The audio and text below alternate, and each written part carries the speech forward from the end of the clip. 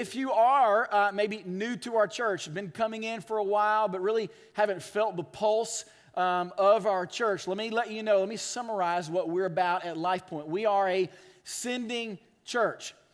We are not a church that is interested in getting a lot more members, right? We want more missionaries, all right? We don't want to be a church that is 2 inches deep and a mile wide. Those kind of people don't change the world. We want to make disciples who become missionaries.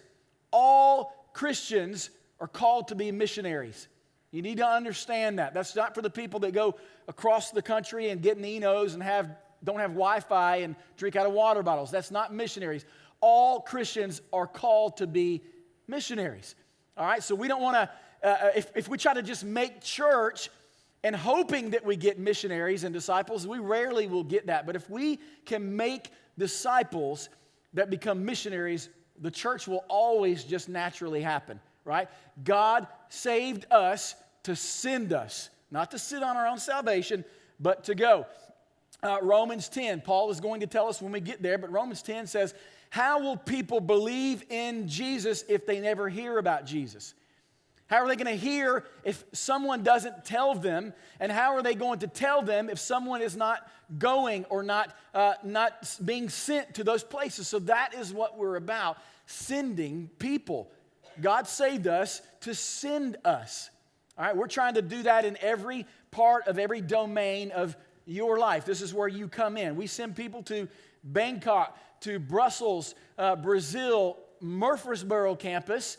Even this week, we've got a LifePoint Stewart's Creeker named Sarah Region who's going to be going to live in Kurdistan for a year, serving as a teacher in that country to reach lost people.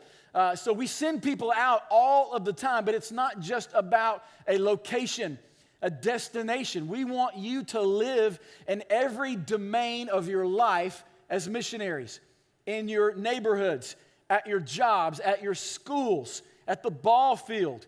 Everywhere you go, you are to be a missionary on mission for God, seeking to save souls for Jesus. That's why He saved you, not just to praise you and get you rescued and get your seat in the VIP section in heaven, not for that purpose. It's saved you to send you out. So you need to understand that and rest in that truth. What we're also doing, we don't want to do this. We don't want to send out tourists, good citizens, and honest employees. Right? That's not what we're about. That's not what we're trying to do. We are trying to send out true missionaries. And here's the deal. True missionaries are rooted in the gospel. Like it's their lifeblood. It's the very motivating factor of their entire being, and it's invaded all areas of their life. They study the gospel. They know the gospel. They live out the implications of the gospel. Because if we don't, then we're sending out tourists and just good employees and honest citizens of the community. That's not what we're trying to do.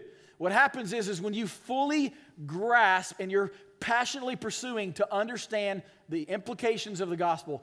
I'm still studying those today, to be honest. Man, I never stop. If you get to that point, the result of that is you living on mission everywhere you go. It is out of that understanding that you are able to live sent at your schools, in your community, on the ball field. Out of the understanding and the studying of the gospel. You will not get to a point where you just become a better Christian to go share the gospel. I'm just going to get better. I fall short every day. One day I'll get it. No, it is out of the pursuit and studying the gospel because it becomes so bold and so imprinted in your mind and your heart, you can't shut up about it. And you'll walk out with a newfound boldness when you're rooted in the gospel.